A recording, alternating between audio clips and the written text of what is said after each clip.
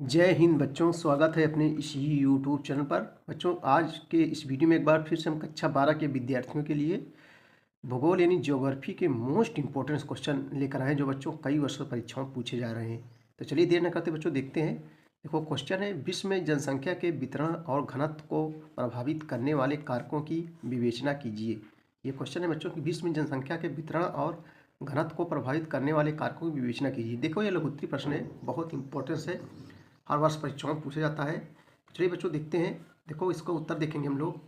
विश्व में जनसंख्या वितरण और घनत्व को प्रभावित करने वाले कारक, हम क्या करेंगे, इसको जो है हेडिंग डाल लेंगे। ठीक है बच्चों। अब देखो देखेंगे, पृथ्वी पर जनसंख्या का वितरण बहुत असमान है। ठीक है, असमान। अब प्रति वर्ग किलोमीटर औसत घनत्व 42 व्यक्ति है। औसत घनत्व, घनत्व क्या है बच्चों, जनसंख्या घनत्व किसे कहते हैं, यानी एक वर्ग किलोमीटर इधर, एक वर्ग किलोमीटर इधर, एक वर्ग किलोमीटर इधर, इसी को प्रति वर्ग किलोमीटर कहते हैं, जन घनत्व कहते हैं। घनत्व 42 व्यक्ति है। पृथ्वी के थोड़े से थल भाग अत्यंत घने बसे हैं।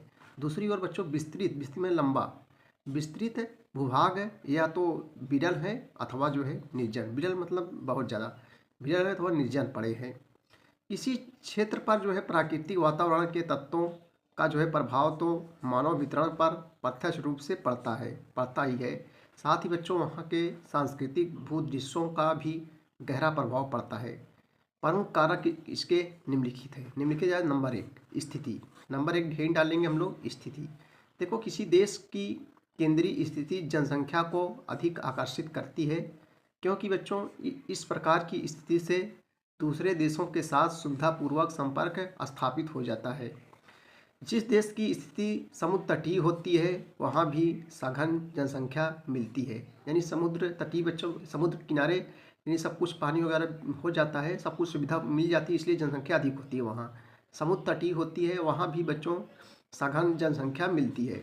विश्व की अधिकांश जनसंख्या समुद्र तटीय भागों में, नदियों के किनारे, खनिज केंद्रों में और औद्योगिक केंद्रों में ही केंद्रित है, क्योंकि वो सब सुविधा मिल जाती है, इसलिए सभ्यता विकसित हो जाती है, वहाँ ज़्यादा केंद्रित है। सुदूर क्षेत्रों में अपेक्षाकृत जो है कम जनसंख्या आकर्षित होती है। नंबर 2 है बच्चों जलवायु।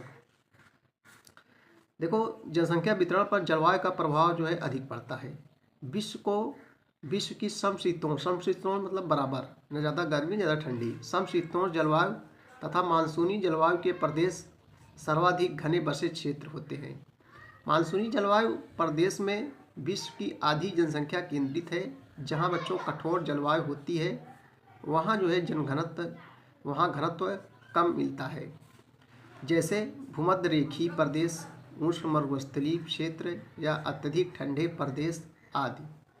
चलिए अगला क्वेश्चन हम लोग देखेंगे।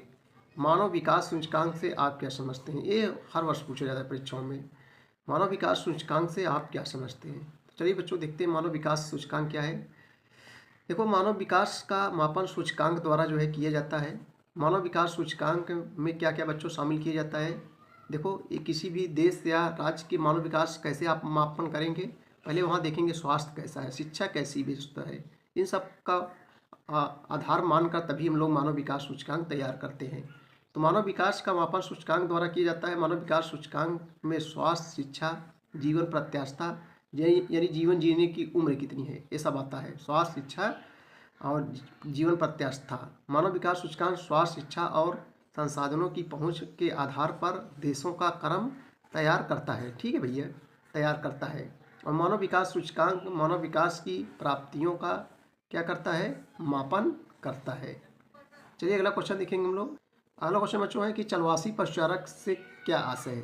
अगला क्वेश्चन मोस्ट इंपॉर्टेंट है कि चलवासी पशुचारक से आप क्या आशय है। देखो, जो पशुचारक नए चारागाहों और जलाशयों की खोज में पशुओं को लेकर आते जाते हैं, चलवासी पशुचारक कहलाते हैं।